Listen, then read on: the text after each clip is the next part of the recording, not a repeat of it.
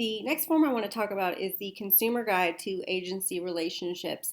And if you remember anything from your real estate training in school, this is one of the most vital forms to get signed as early in the relationship as possible, and one that continually has complaints against the agents filed at the KREC for lack of explaining what an agency relationship is. So super important.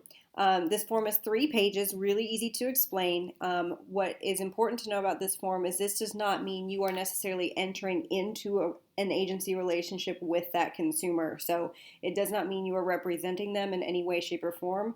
This form is just generic. It explains how agents can represent consumers should they choose to hire a real estate agent. So the KREC does have a website outlined here if anybody chooses to ever go and explore that further. The first thing it explains is seller representation and what that means to the consumer. So you can walk through the fiduciary responsibilities that come with hiring a seller agent.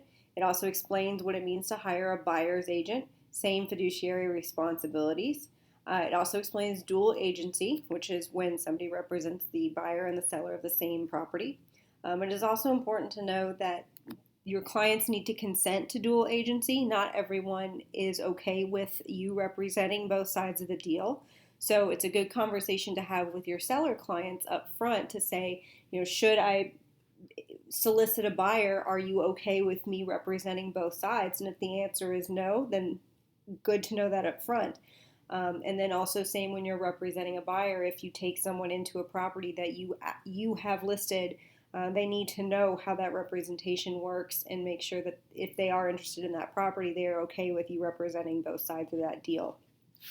Keller Williams is a dual agency brokerage, which means the brokerage and all the agents that are affiliated with Keller Williams technically represent all consumers that choose to work with Keller Williams agents. So technically you are always a dual agent if you represent somebody's listings, or a buyer comes in on your property that is working with a Keller Williams East agent.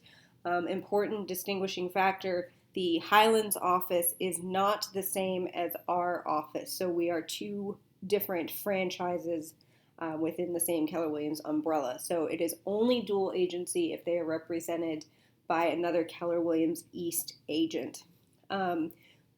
We do work with all the other brokerages in town, so I like to tell the clients that we play nice with each other. We show their listings, they show our listings, we pay each other to cooperate. And then the final page of this is the fair housing statement. It outlines all the protected classes and explains that you can't and won't discriminate against any people in a real estate transaction. So when you are presenting this form, make sure you do this early and often. Each page, you'll notice, has a signature or an initial block that the seller or buyer is required to initial, and then a full signature on the 3rd page, including date and time.